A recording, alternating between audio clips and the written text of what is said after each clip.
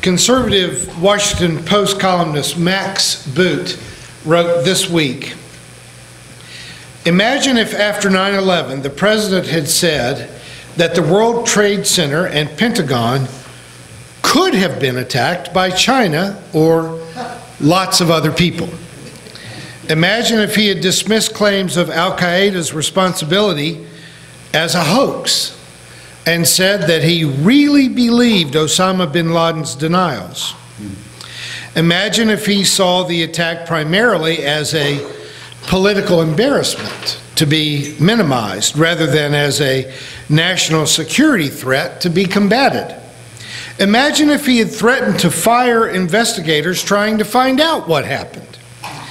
Imagine, moreover, if the president refused to appoint a commission to study how to safeguard America. Imagine if, as a result, we did not harden cockpit doors, if we did not create a Transportation Security Administration and a Department of Homeland Security, if we did not lower barriers between law enforcement and intelligence, if we did not pass a U.S. Patriot Act to enhance surveillance, if we did not take myriad other steps to prevent another 9/11. That's roughly where we stand after the second worst foreign attack on America in the past 2 decades. The Russian subversion of the 2016 election did not, to be sure, kill nearly 3,000 people, but its long-term impact may be even more corrosive by undermining faith in our democracy." Now, as I said, Max Boot is a conservative columnist, and there's a lot about what he said that I would take exception to regarding what he is applauding as appropriate steps following 9/11. But the larger theme of what he is saying is that the Russian interference in our 2016 presidential election is the most serious foreign attack on the United States since 9/11. But because it was done through the internet, it has been possible to pretend that it didn't happen, or to dilute its significance, or even to try to divert blame, that somehow it was Obama's fault or Hillary Clinton's fault. American intelligence agencies have made it very clear that Russia successfully used disinformation campaigns through Twitter and Facebook to influence both print media and broadcast media during the election. They usually feel compelled to add either that this activity did not change the outcome of the election, or more subtly, that it could not be proven that it affected the outcome. But what they are clearly doing is trying to sidestep the apparent fact that they did affect the outcome, but to tell that truth to the public would create a constitutional crisis that could be disruptive to the whole world. You could not, 6 months after the election, say that Trump only won due to Russian influence, and then what do? Go back and make Clinton president, or call for a new election without somehow creating chaos? So they take the safe route of offering a convenient lie that even though they did meddle with the election, they didn't affect the outcome, when I think it's quite apparent in a very close election that they did actually affect the outcome. And this is why trusting the government gets to be fairly difficult, because they will tell you what they think needs to be true, regardless of what actually is true. In some cases, such as these, I can see why telling a convenient public lie, even an obvious one, is helpful in a way, but telling lies always erodes your credibility. It happens to an individual, it happens to an institution. Every time you lie, your credibility loses some strength and some power. So we are less likely to believe them the next time, and as Max Boot points out, it undermines what faith we may have had in democracy itself. Now, I want to avoid dwelling too much on the indictments handed down by Special Prosecutor Bob Mueller against Russian agents and businesses involved in this hacking of our elections. And while there's a great deal to be said about the social obligation of such vehicles as Facebook and Twitter, that they really shouldn't be so easily seduced to such a degree that they become passive tools for foreign meddling in elections. But I'm going to say that that's not really pulpit material. I've been accused of being too political, and I think that while some of these things are interesting to us as Americans, and certainly relevant to us in terms of the administration of our government, but we are a church, and I am preaching, to call it that. So I'd like to focus on church business and the business of preaching, which has more to do with morality than it does with just politics and judicial concerns. Now, as citizens, we are rightly disturbed by the fact that Russia tried to upset our voting process, not just in the United States, but in other nations as well. But as a pastor, I'm disturbed by how they went about it. They didn't try to hack our voting machines. They didn't try to change who we voted for after our votes were cast. They didn't try to alter the numbers, or if they did, that they were fairly ineffective at that. Instead, they came directly for the voters with misinformation. They exploited the algorithms of social media on the internet in order to distribute rumors, slander, to plant conspiracy theories. In short, Russia was able to play a large portion of American voters the way you might play a violin. If one string was prejudice, and another was partisanship, and a third was paranoia, and a fourth was simple ignorance. Russia didn't attack America's democracy through the hardware of voting machines. They didn't even directly affect the technology of media. They just sucker punched us in our weak spot, which turns out to be our weak intellect and our weak morality. Yes, shame on the Russian government for acting in a way to muddy the elections of foreign nations. But if I may say, sisters and brothers, shame on us for being so easy to manipulate through propaganda that appeals to our partisan hatreds, our fear of immigrants, our paranoia about people whose religion, skin color, or language is sometimes just subtly different from our own. Russians weren't trying to look for Russian sympathizers. They weren't trying to spread propaganda that would seduce people into being pro-Russian. They just looked for people who thought they already hated Hillary Clinton and fed them outrageous lies so that they would hate her more, and try to get them to repost stuff so that their friends would hate her too. And they appealed to the poor, the unemployed, the fearful. And I really don't like it when people make comparisons to Nazi Germany, because if you didn't try to kill 6 million people, then you weren't Nazi. But this is exactly what Hitler did in trying to get economically challenged Germans to blame the Jews for their woes.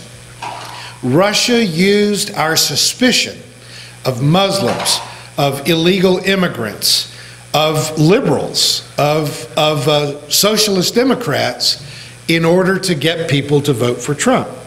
But folks, it wasn't just the low information voters on the right that they were appealing to. When they released illegally captured DNC emails from the Clinton campaign that did reveal dirty tricks and unfair practices in the primaries, they were ginning up liberals who were Bernie supporters and Jill Stein voters. I want to give you a personal example. Those of you who spend time on social media are likely to have seen the meme that declares that Australia and New Zealand have outlawed Fox News because the governments of those countries have accurately labeled Fox News as being mere propaganda. And you know, it is propaganda. I mean, it is. As one saying goes, I I don't listen to Fox News for the same reasons that I don't drink out of the toilet. I've also noticed that several of my favorite journalists on MSNBC have started calling Fox News Trump TV. So folks, when I saw the claim that Australia and New Zealand had banned Fox News, I believed it. I believed it because it fits within my prejudice. I believed it because I want Fox News to get every black eye that they can possibly be given. The problem is that it just ain't so. No country, not Canada, not Australia, not New Zealand, not even the fictitious home of the Black Panther, Wakanda, has ever banned Fox News. Even if we all should, no one has. But folks, this is how prejudice works. We stop listening for news. We stop trying to get new information.